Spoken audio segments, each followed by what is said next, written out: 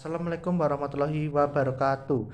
Salam sejahtera untuk kita semua. Nama saya Nugraha Hilam, saya mahasiswa ilmu komunikasi dari Universitas Amikom Jakarta. Di zaman sekarang, media sosial banyak membantu kita dalam berinteraksi. Nah, yang sebelumnya interaksi selalu terhambat oleh jarak dan perbedaan waktu. Kini media sosial memudahkan kita dalam menjalin komunikasi dan interaksi secara sosial. Secara lebih mudah, namun kita tetap harus waspada dalam menggunakan media sosial untuk melindungi diri dari kita dari kejahatan-kejahatan media sosial. Untuk itu kita harus bijak dalam menggunakan media sosial. Media sosial memang kerap kali menjadi hal yang perlu diperhatikan, terutama dalam soal membagikan ataupun share dalam postingan di media sosial dan digitalisasi yang membuat kita harus sedikit berhati-hati dalam melakukan interaksi sosial. Ya, karena sudah berapa kali kejadian.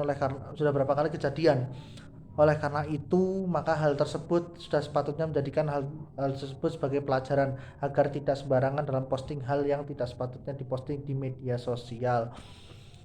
Karena namun interaksi selalu mengubah tatanan kehidupan yang memang mengembangkan dalam segala hal. Dan di era digitalisasi ini, perilaku kita dalam segi hal juga berubah, dan kita juga dapat mengubah tatanan kehidupan juga. Dan juga media baru juga digitalisasi ini dalam satu lingkup juga yang luas. YouTube ini memang jadi lingkup yang baru untuk menambah rezeki juga, dan juga untuk mengembangkan bisnis. Dengan sangat kemudahan itu jarangkali kita menemui sekali tak jarang juga kita menemui berita hoax. Nah, berita hoax ini juga dapat sangat mudah kita temui, dan juga berita bohong atau hal yang diposting tidak sama dengan hal yang realita. Oleh sebab itu, itulah gunanya adalah memperhatikan soal pembagian postingan di media sosial. Di realita tentu saja akan berbeda, maka media sosial ataupun share dalam postingan dan hal tersebut menjadi acuan kita dalam lebih hal berpikir lagi untuk posting media sosial. Di balik itu semua, di tahun 2022 ini banyak sekali hal yang harus dipertimbangkan dalam menggunakan media sosial dan berkembangnya IT di dunia informatika yang sangat besar. Hal ini mempermudah mengakses berita melalui internet. Kita perlu lagi dalam hal menggunakan surat kabar, jadi tidak perlu lagi menggunakan surat kabar. Berkembangnya teknologi di masyarakat memudahkan masyarakat dalam mengakses internet seperti blog, web, medsos, dan lain sebagainya.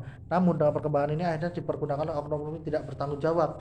Oknum yang tidak bertanggung jawab tersebut selalu menyebarkan berita-berita yang tidak sama sekali tidak seharusnya diberitakan, dan postingan-postingan yang selalu membuat resah di masyarakat. Oleh sebab itu, maka tolong itu digunakan dengan bijak.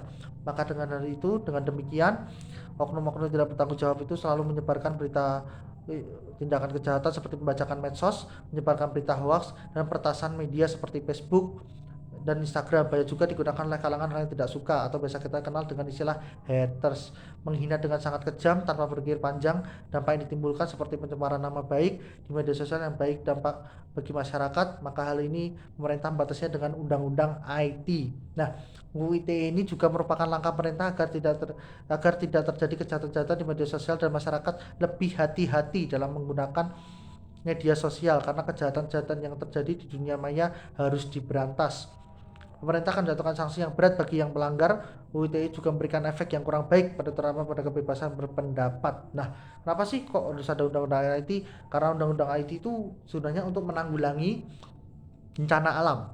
Nah, bencana untuk bukan untuk menanggulangi, yaitu menanggulangi sebuah tindakan kejahatan. Sorry, bukan bencana alam, salah ngomong.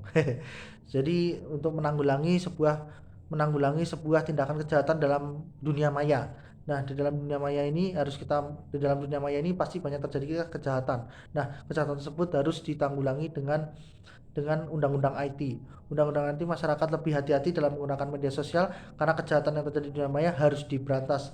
Pemerintah akan menjatuhkan sanksi yang berat bagi pelanggar. UU ITE juga memberikan efek yang kurang baik terutama pada kebebasan berpendapat, kebebasan berekspresi dan juga menghambat kreativitas dalam berinternet. Padahal sudah jelas bahwa negara menjamin kebebasan setiap warga negara untuk mengeluarkan pendapat. Namun di balik sisi negatif undang-undang IT, terdapat sisi positif juga bagi masyarakat, di mana akan merasa aman dan terlindungi dengan menggunakan internet. Adanya pro dan kontra terkait media sosial menjadikan kita sebagai warga negara baik itu lebih bijak menggunakan agar terlindungi juga, dan semua juga adanya pro dan kontra juga sebagai warga negara baik untuk lebih bijak juga. Jangan sampai kita agar jangan sampai kita termasuk kejahatan media sosial, hal ini dari kejahatan media. Saya Ilham, terima kasih. Wassalamualaikum warahmatullahi wabarakatuh.